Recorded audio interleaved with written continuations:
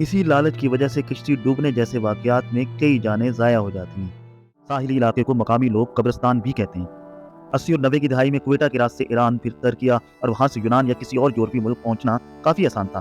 दोस्तों, पाकिस्तान के अलावा बांग्लादेश, अफगानिस्तान और अफ्रीकी ममालिक के नौजवान भी गैर कानूनी तौर पर यूरोप में दाखिल होने की कोशिश करते हैं। हाल मजीद खतरनाक हो गई है जब से गैर कानूनी रास्तों से यूरोप जाने वालों को गिरफ्तार करके डिपोर्ट करने के बजाय उन्हें देखते ही गोली मारने का सिलसिला शुरू हुआ है। एक लड़के को पाकिस्तान से यूरोप पहुंचाने के मरहले में 2 एजेंट काम करते हैं।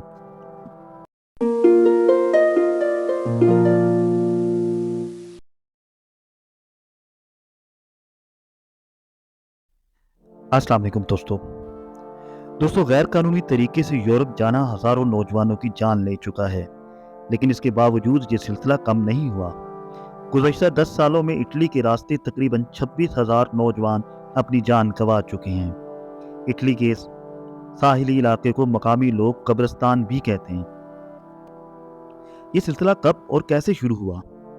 कानून के मुताबिक पाकिस्तान में इस धंधे की क्या सजा है? एजेंट कैसे काम करते हैं और कश्ती उलटने और हादसात में एजेंट कितने जिम्मेदार होते हैं, ये सब हम इस वीडियो में आपको बताएंगे। दोस्तों, पाकिस्तान के अलावा बांग्लादेश, अफगानिस्तान और अफ्रीकी ममालिक के नौजवान भी गैर कानूनी तौर पर यूरोप में दाखिल होने की कोशिश करते हैं। रोजगार के लिए यूरोप जाने का ये सिलसिला बज़ाहिर 70 की दहाई में शुरू हुआ और 80 की दहाई में अपने अरूज पर पहुंच चुका था। इस दौरान गुजरात, मंडी बहाउद्दीन, सियालकोट, गुजरावाला समेत वस्ती पंजाब के अजला से बड़ी तादाद में लोग कानूनी और गैर कानूनी तरीके से यूरोप पहुंचे और इन अफराद ने अपने मकामी इलाकों में आलीशान मकानात तामीर किए, जिनमें से अक्सर मकान अब भी साल भर खाली रहते हैं।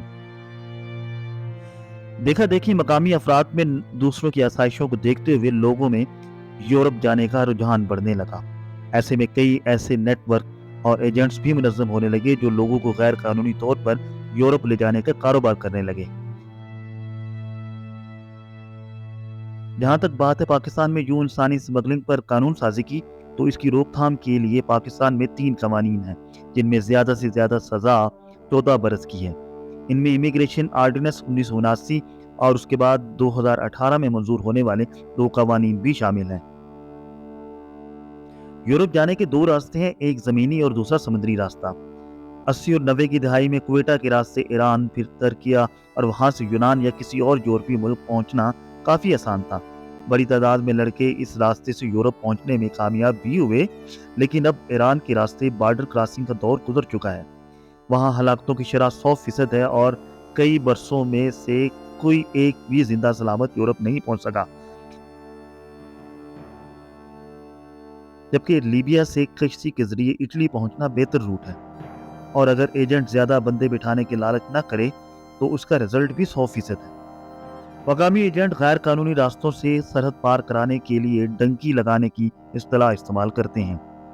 9/11 के बाद जब पूरी दुनिया में बॉर्डर क्रॉसिंग पर पॉलिसियां सख्त हुई तो इसका असर इन ममालिक पर भी बढ़ा, लेकिन अगले 10 बरसों में बेशतर लोग बॉर्डर क्रॉस करने में कामयाब हुए।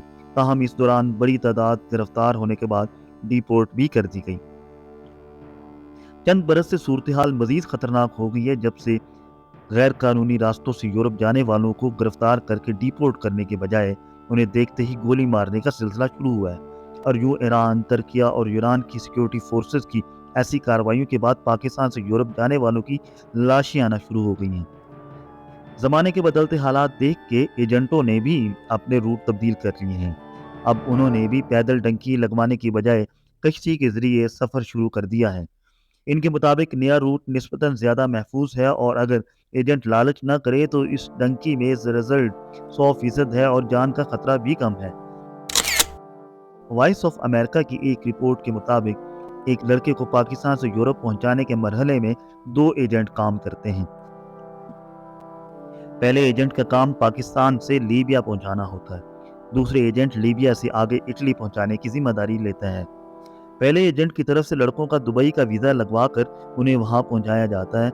इसके बाद आगे लीबिया का वीज़ा लगवाया जाता है और उन्हें दुबई से लीबिया रवाना किया जाता है।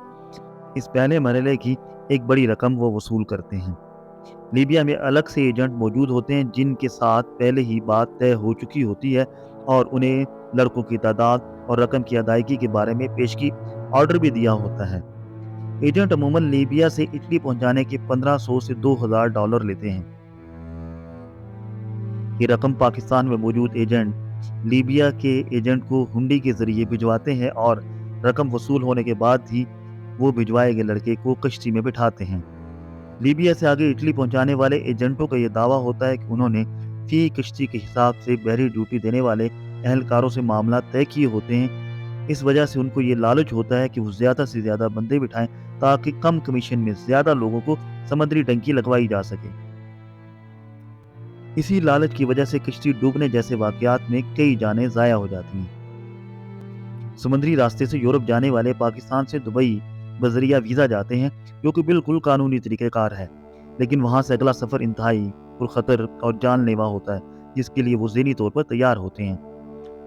ضرورت اس امر کی ہے کہ اس کے بڑھتے ہوئے رجحان کی حوصلہ چکنی کی جائے اور امیگریشن پالیسی کے حوالے سے پاکستان ایمبیسی اپنا کردار ادا کرے تاکہ مستقبل میں ان حادثات کی روک تھام کی جا سکے۔